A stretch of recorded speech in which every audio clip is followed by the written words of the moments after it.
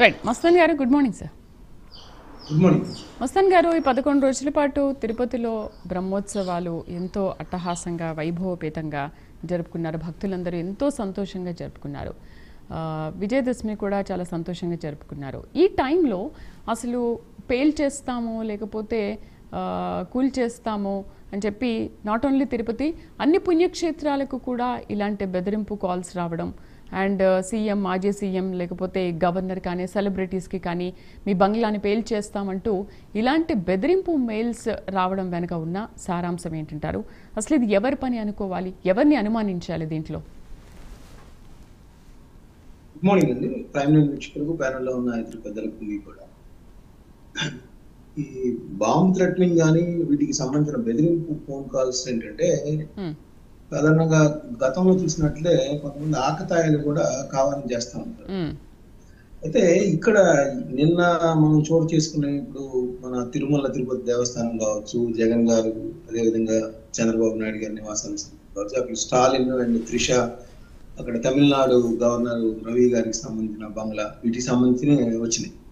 అయితే మనం ప్రధానంగా ఇప్పుడు దీనికి బాగా ఆందోళన చెందాల్సిన అంశం ఏంటంటే తిరుమల తిరుపతి దేవస్థానానికి సంబంధించిన ఈమెయిల్స్ గుర్తించింది ఏంటంటే ఐఎస్ఐ, అదేవిధంగా అంటే పాకిస్తాన్కి సంబంధించిన ఉగ్రవాద సంస్థ, అదేవిధంగా ఇక్కడ మన ఎల్టీటీ అంటే తమిళనాడుకి సంబంధించి మన శ్రీలంకలో ఏదైతే పోరాటం జరిగిందో ఈ రెండు సంస్థల నుంచి వచ్చాయనేది ఐడెంటిఫై చేశారు ప్రాథమికంగా.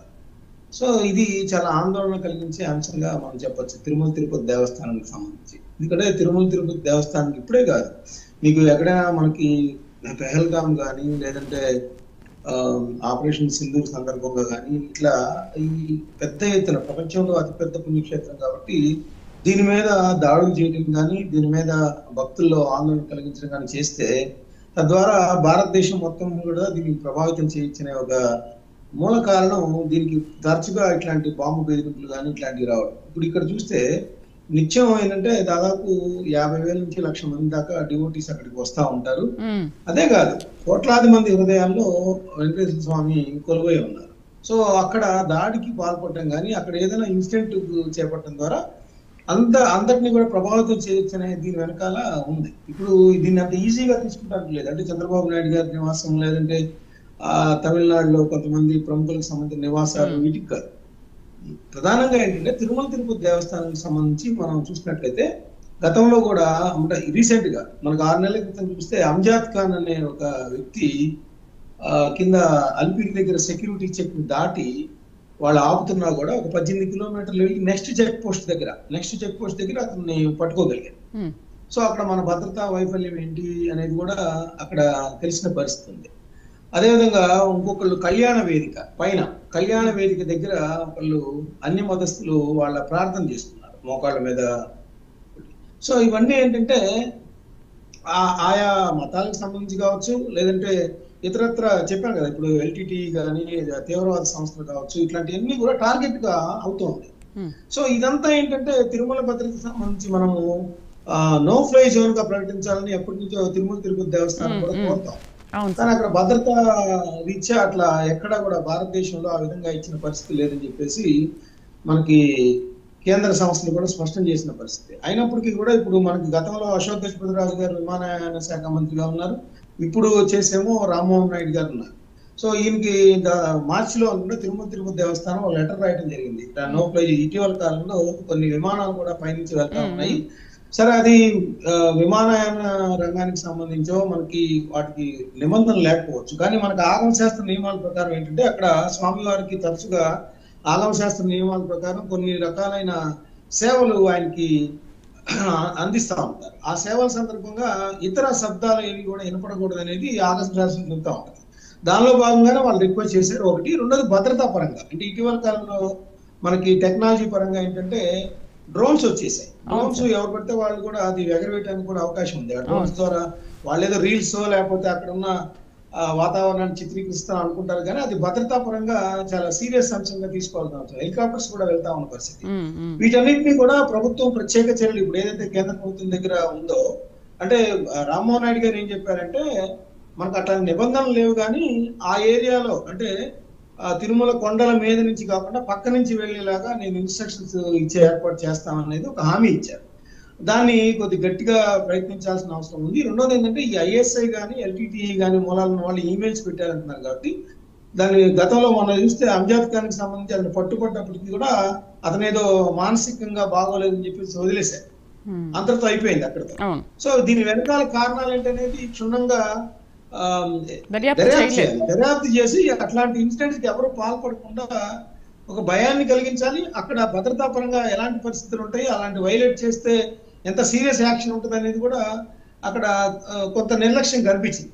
సో ఇప్పుడు ఏంటంటే దీని వెనకాల ఎల్టీటీ ఐఎస్ఐ మూలాలు ఎక్కడ ఉంది, అసలు ఎక్కడి నుంచి చేశారు, వాళ్ళ ఆలోచన ఏంటి, తిరుమల తిరుపతి దేవస్థానానికి సంబంధించి కాన్సన్ట్రేట్ చేయడంలో వాళ్ళ ఆలోచనలు ఎలా ఉన్నాయి ఏంటి అనేది కూడా క్షుణ్ణంగా ఏదో మామూలుగా సాధారణమైన బాంబ్ థ్రెటనింగ్స్ అనేది కాకుండా, ఎందుకంటే ఇప్పుడు మనం చూస్తే నేను 4 చోట్ల శ్రీనివాసం కానీ లేకపోతే తిరుపతి బస్ స్టాండ్ కానీ గోవిందరాజ స్వామి ఆలయం కానీ ఇట్లాంటివన్నీ కూడా చెక్ చేశారు. అది ఓకే, ఏమీ లేదని చెప్పారు. ఎస్పీ సుబ్బారెడ్డి గారు ప్రకటించిన పరిస్థితి. అయితే దీన్ని ఇంతటితో వదిలేయకుండా దీని మూలాలు ఎక్కడ ఉన్నాయి, ఎందుకు చేశారు ఏంటి, భవిష్యత్తులో ఎవరో కూడా ఇలాంటి చేయకుండా వాళ్ళకి ఒక మెసేజ్ పంపాల్సిన అవసరం అయితే ఉందని నాకైతే అనిపిస్తుంది.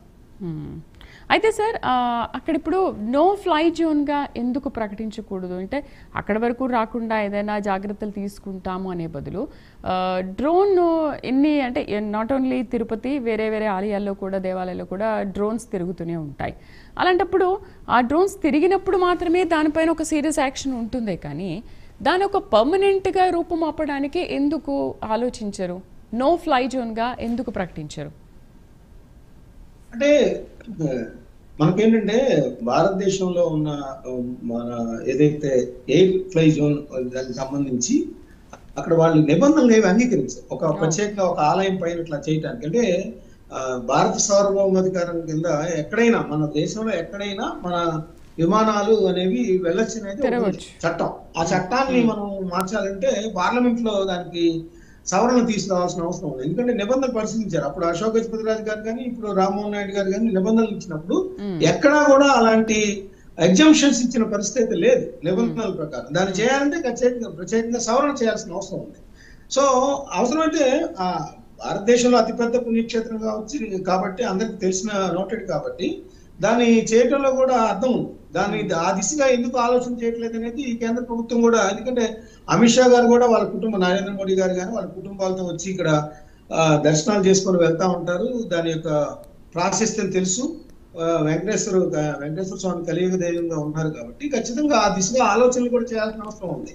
ఎందుకంటే భద్రతా పరంగా అక్కడ ఏ ఇన్సిడెంట్ జరిగినా అది కోట్లాది మందిలో ఆందోళన రేకెత్తించే అంశం కావచ్చు.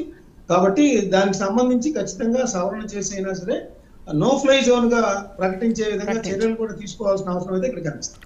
రైట్. గుడ్ మార్నింగ్ సురేష్ గారు. నమస్తే మేడం. సురేష్ గారు, మాజీ సీఎం వైఎస్ జగన్మోహన్ రెడ్డికి కూడా